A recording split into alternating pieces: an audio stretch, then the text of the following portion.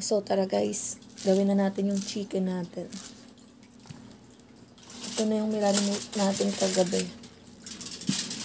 So let's make it. Sana na maliit ang table natin. Tanggalin muna natin itong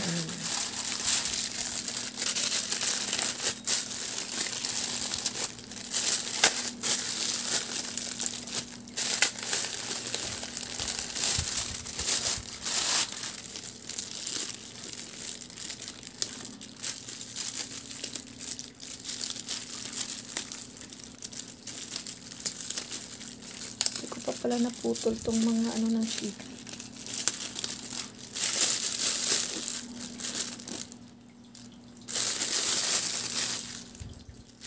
Wait.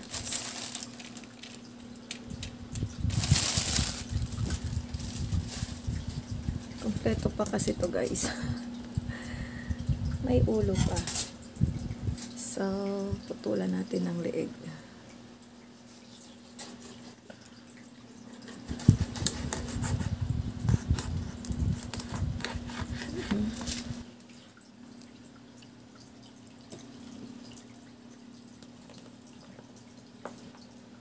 Ito guys, carrots lang at saka carrots at saka onions lang meron tayo.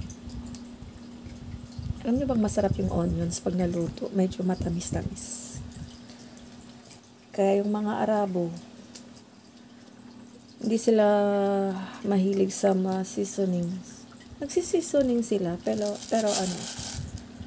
mas preferred nilang more onions. Kaya more onions sila, lagay natin tong rice. Kasi matamis-tamis yung onions guys pag naluto.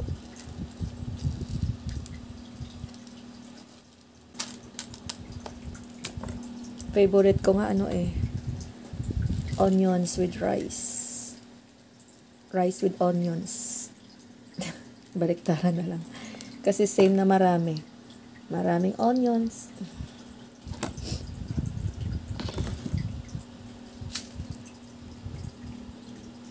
So, this is my first time to make this one. Stuffed chicken with rice. Sa amo ko dati nagagawa namin yung gulay.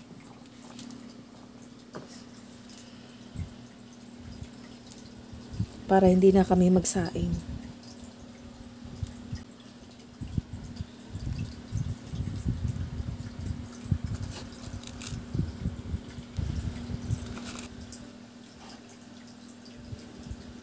Ganito lang guys. Depende sa inyo kung tatahiin nyo.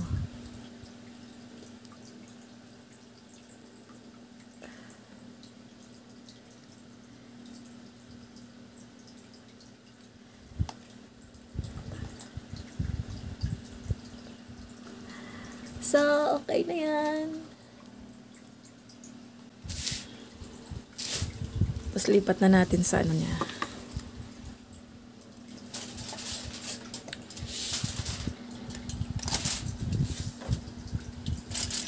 Ito na yung mga hindi kasya naman to. Lagay natin ulit. Sayang. Kasama na natin tong yung ulo at saka mga paa.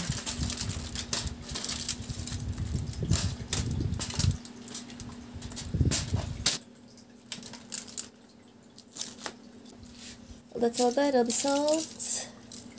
Then, si Magic lang.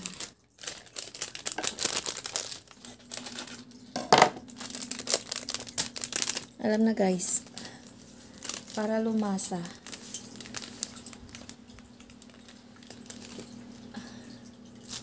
natin ng pampaasim.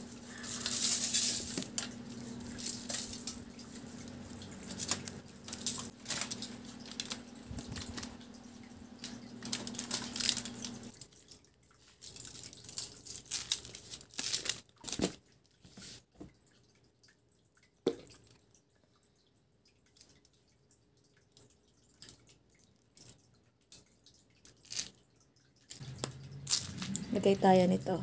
Rosemary seeds. Rosemary leaves.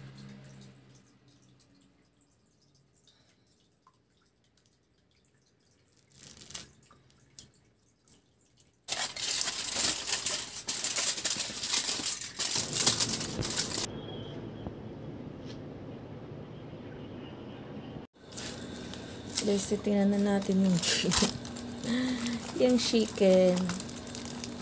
Kung luto na ba.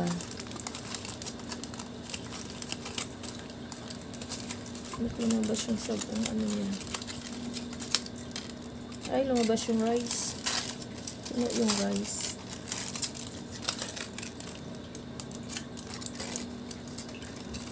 Well, nagkabutas-butas siya.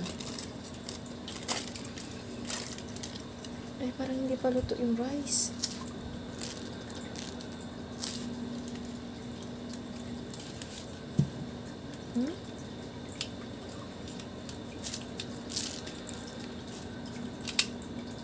Hindi pa luto. Wait. Ito yung Hindi pa luto? maano pa yung chicken?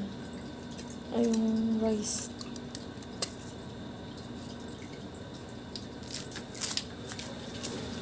Istikman na natin. Sana luto na siya. Umuusok pa. Ang galing mo na yan, Day. O, diba? Parang chicken na talaga. Parang iba yung amoy yan.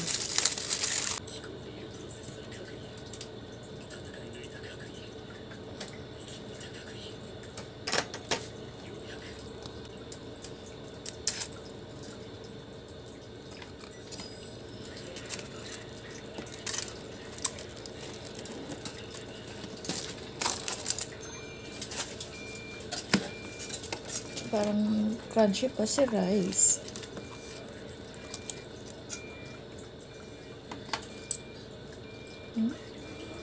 Ano pa talaga siya?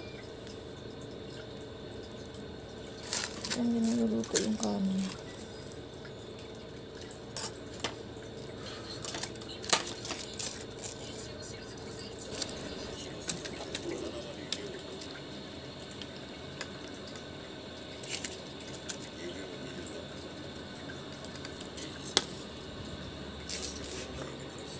So was